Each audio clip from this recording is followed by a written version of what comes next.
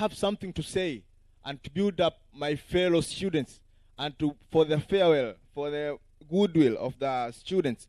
But when he or she looks back the mechanisms that the university stands with, he steps back a lot of steps and doesn't hear out what he has, doesn't say what he or wishes to have.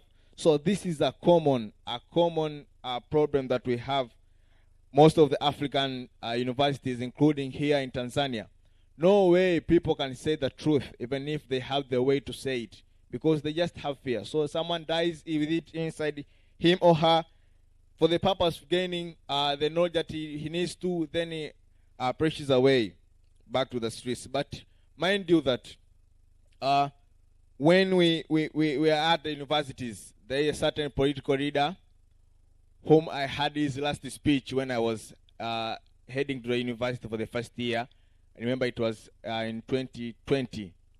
That as the youth, it's a place where you can, the universities, it's a place where you can share out your political experience you have. You can show the way to your fellow students because you are free there to do it. But unfortunately, as most of us reach the universities, that thing turns around to be different. It's a place where most students are locked up more than in primaries and secondaries. We know that the students at the universities are the grown-up students, are the grown-up youth. They have a lot of things to share with the community. They have a lot of ideas to share with the government for the betterment of our country and our government too. But unfortunately, those students are being locked up. There are a lot of scenarios in Tanzania universities. There is no way can stand almost 50 students, 100 students in an area without being asked, what are you doing there? And that question comes alongside with an external force to intimidate those students. What are you doing there? And maybe they have something important they're sharing, a great idea they're sharing. Maybe if it reaches the government, it will be the way of advancing that particular government for the betterment of the country. But they are being intimidated. Those students will run away. It's not a strike, it's not a what, but good meetings, people meet.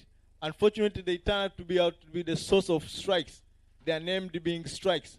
And yet it's not true. But also, this college, a lack of college in the universities has led to the decline of freedom of expression. We are all witnesses. The back days university students, I can say our yesterday's facilitators, we have chairpersons here, we have our academic chairpersons at our universities, professors. They were free. They were free to say, free to contribute, free to build up what they saw it was important for their academic matters, but also for the betterment of our societies. Currently, this thing has declined. There is no freedom. I think you can witness. There is no, it can pass even an year. In Tanzania, we have more than 50 universities. More than 50. But you can pass even an year, you will never see any discussion, any gathering like this, students speaking about topics like this. No way. It's because they have no such freedom. No freedom. Even if they have that freedom, it's very, very limited. They can come up with a topic, but topic will be reshuffled, will be edited to the way that it will not affect some people's gainings. You know, as people make up these, I can say, mechanisms, they just look forward for the personal gains, for the personal winnings.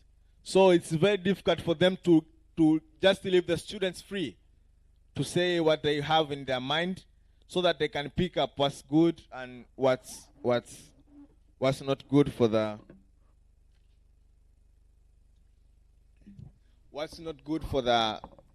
society, but also for the country at large. This freedom has been brought up, I can say, in most of African countries, and Tanzania in particular, with they are mixing up political matters with education.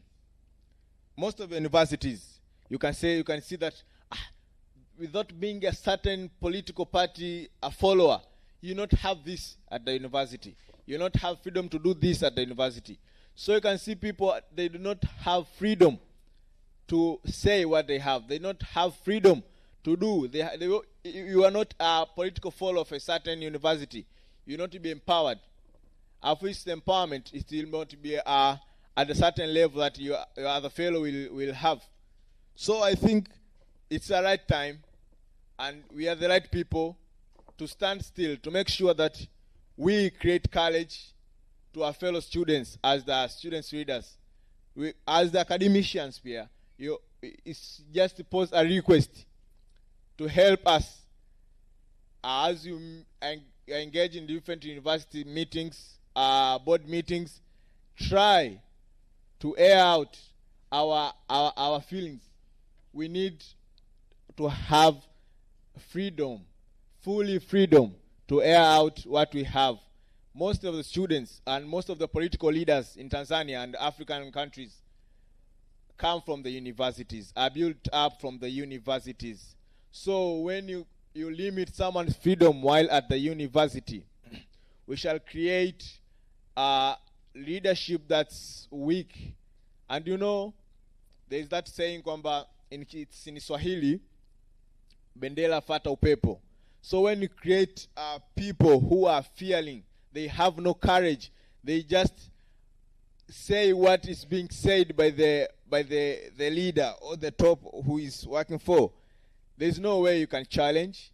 There's no way you can come up with the changes and different ideas for the betterment of the education system, but also for the betterment of the country.